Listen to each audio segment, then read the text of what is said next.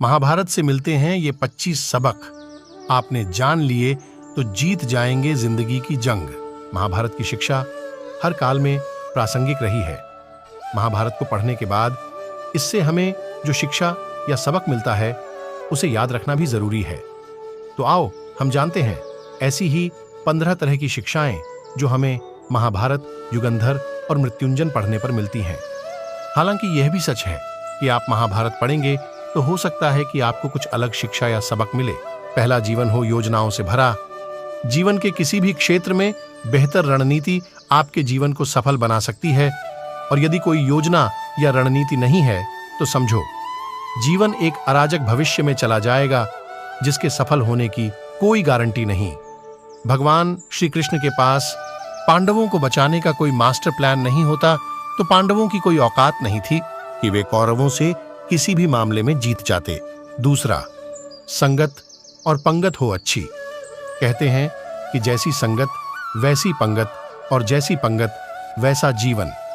आप लाख अच्छे हैं, लेकिन यदि आपकी संगत बुरी है तो आप बर्बाद हो जाएंगे।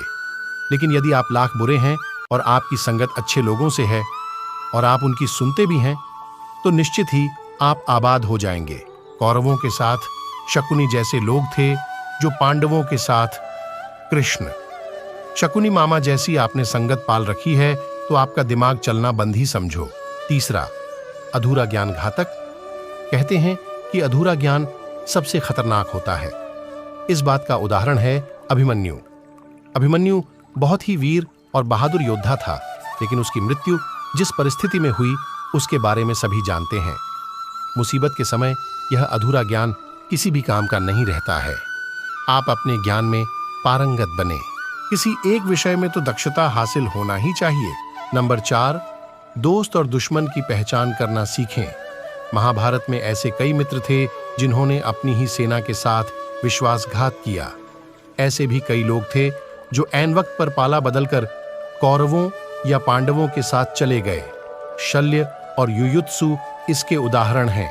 इसीलिए कहते हैं कि कई बार दोस्त के भेष में दुश्मन हमारे साथ आ जाते हैं और हमसे कई तरह के राज लेते रहते हैं। कुछ ऐसे भी दोस्त होते हैं जो दोनों तरफ होते हैं, जैसे कौरवों का साथ दे रहे भीष्म, द्रोण और विदुर ने अंततः युद्ध में पांडवों का ही साथ दिया। नंबर 5, हथियार से ज्यादा घातक बोल, वचन। महाभारत का युद्ध नहीं होता यदि कुछ लोग अपने वचनों पर संयम रख लेते। जैसे द्रौपदी यदि दुर्योधन को अंधे का पुत्र भी अंधा नहीं कहती तो महाभारत नहीं होती। शिशुपाल और शकुनी हमेशा चुभने वाली बातें ही करते थे, लेकिन उनका हश्र क्या हुआ यह सभी जानते हैं। सबक यह कि कुछ भी बोलने से पहले हमें यह सोच लेना चाहिए कि इसका आपके जीवन, परिवार या राष्ट्र पर क्या असर होगा। नंबर 6, जुए सट्टे से दूर रहो। शकुनी ने पांडवों को फंसाने के लिए जुए का आयोजन किया था, जिसके चलते पांडवों ने अपना सब कुछ दांव पर लगा दिया था। अंत में उन्होंने द्रौपदी को भी दांव पर लगा दिया था। यह बात सभी जानते हैं कि फिर क्या हुआ। अतः जुए, सट्टे, षड्यंत्र से हमेशा दूर रहो। ये चीजें मनुष्य का जीवन अंधकारमय बना देती हैं। नंबर 7, सदा सत्य के साथ रहो। कौरवों की सेना पांडवों की सेना से कहीं ज्यादा शक्तिशाली थी। एक से एक योद्धा और ज्ञानीजन कौरवों का साथ दे रहे थे। पांडवों की सेना में ऐसे वीर योद्धा नहीं थे। कहते हैं कि विजय उसकी नहीं होती जहां लोग ज्यादा हैं, ज्यादा धनवान हैं या बड़े पदाधिकारी हैं। विजय हमेशा उसकी होती है जहां ईश्वर है, और ईश्वर हमेशा वही है जहां सत्य है। इसलिए सत्य का साथ कभी न छोड़े। अंततः सत्य की ही जीत होती है। सत्य के लिए जो करना पड़े करो। नंबर 8, लड़ाई से डरने वाले मिट जाते हैं। जिंदगी एक उत्सव है, संघर्ष नहीं। लेकिन जीवन के कुछ मोर्चों पर व्यक्ति को लड़ने के लिए हमेशा तैयार रहना चाहिए। जो व्यक्ति लड़ना नहीं जानता, युद्ध उसी पर थोपा जाएगा या उसको सबसे पहले मारा जाएगा। महाभारत में पांडवों को यह बात श्री कृष्ण ने अच्छे से सिखाई थी। पांडव अपने बंधु बांधवों से लड़ना नहीं चाहते थे, लेकिन श्री कृष्ण ने समझाया कि जब किसी मसले का हल शांतिपूर्ण तरीके से नहीं होता तो फिर युद्ध ही एकमात्र विकल्प बच जाता है। कायर लोग युद्ध से पीछे हटते हैं। युद्ध भूमि पर पहुंचने के बाद भी अर्जुन युद्ध नहीं करना चाहता था। तब भगवान श्री कृष्ण ने उससे कहा कि न कोई मरता है और न कोई मारता है, सभी निमित्त मात्र हैं। आत्मा अजर और अमर है, इसलिए मरने या मारने से क्या डरना। नंबर 9, खुद नहीं बदलोगे तो समाज तुम्हें बदल देगा। जीवन में हमेशा दानी, उदार और दयालु होने से काम नहीं चलता। महाभारत में जिस तरह से कर्ण की जिंदगी में उतार चढ़ाव आए, उसे यही सीख मिलती है कि इस क्रूर दुनिया में अपना अस्तित्व बनाए रखना कितना मुश्किल होता है। इसलिए समय के हिसाब से बदलना जरूरी होता है, लेकिन वह बदलाव ही उचित है जिसमें सभी का हित हो।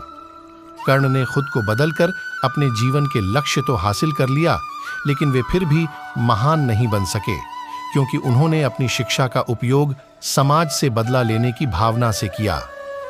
बदले की भावना से किया गया कोई भी कार्य आपके समाज का हित नहीं कर सकता। नंबर 10, शिक्षा का सदुपयोग जरूरी। समाज ने एक महान योद्धा कर्ण को तिरस्कृत किया था, जो समाज को बहुत कुछ दे सकता था, लेकिन समाज ने उसकी कद्र नहीं की, क्योंकि उसमें समाज को मिटाने की भावना थी।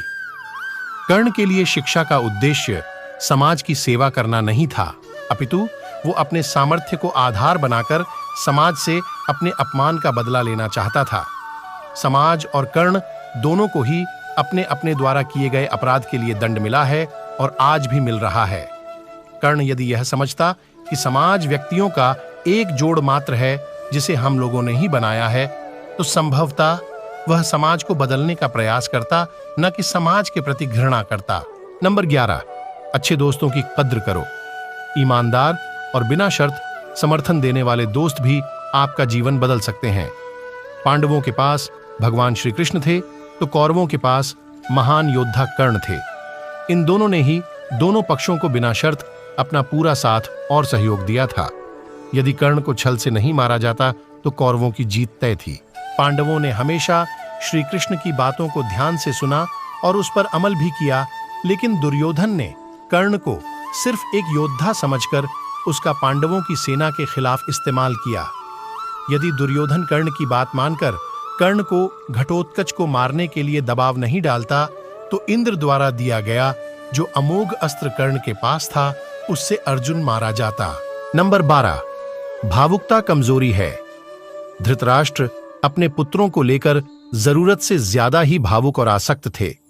यही कारण रहा कि उनका एक भी पुत्र उनके वश में नहीं रहा। वे पुत्र मोह में भी अंधे थे। इसी तरह महाभारत में हमें ऐसे कुछ पात्र मिलते हैं जो अपनी भावुकता के कारण मूर्ख ही सिद्ध होते हैं। जरूरत से ज्यादा भावुकता कई बार इंसान को कमजोर बना देती है और वो सही गलत का फर्क नहीं पहचान पाता। कुछ ऐसा ही हुआ महाभारत में धृतराष्ट्र के साथ, जो अपने पुत्र मोह में आकर सही गलत का फर्क भूल गए। नंबर 13, शिक्षा और योग्यता के लिए जुनूनी बनो। व्यक्ति के जीवन में उसके द्वारा हासिल शिक्षा और उसकी कार्य योग्यता ही काम आती है। दोनों के प्रति एकलव्य जैसा जुनून होना चाहिए, तभी वह हासिल होती है। अगर आप अपने काम के प्रति जुनूनी हैं, तो कोई भी बाधा आपका रास्ता नहीं रोक सकती। नंबर 14, कर्मवान बनो। इंसान की जिंदगी जन्म और मौत के बीच की कड़ी भर है। यह जिंदगी बहुत छोटी है, कब दिन गुजर जाएंगे आपको पता भी नहीं चलेगा, इसलिए प्रत्येक दिन का भरपूर उपयोग करना चाहिए। कुछ ऐसे भी कर्म करना चाहिए जो आपके अगले जीवन की तैयारी के हों। ज्यादा से ज्यादा कार्य करो। घर और कार्यालय के अलावा भी ऐसे कार्य करो जिससे आपकी संतानें आपको याद रखें। गीता यही संदेश देती है कि हर पर ऐसा कार्य कर जो तेरे जीवन को सुंदर बनाए। नंबर 15, अहंकार और घमंड होता है पतन का कारण। अपनी अच्छी स्थिति, बैंक बैलेंस, संपदा, सुंदर रूप और विद्वता का कभी अहंकार मत कीजिए। समय बड़ा बलवान है। धनी, ज्ञानी, शक्तिशाली पांडवों ने वनवास भोगा और अति सुंदर द्रौपदी भी उनके साथ वनों में भटकती रही। समय के खेल निराले हैं। जिस अंबा का जीवन भीष्म के कारण बर्बाद हो गया था, उसने शिखंडी के रूप में जन्म लेकर भीष्म से बदला लिया था। महाभारत में ऐसे कई उदाहरण हैं जिनसे यह प्रेरणा मिलती है कि घमंड को पतन का कारण बनने में देर नहीं लगती है।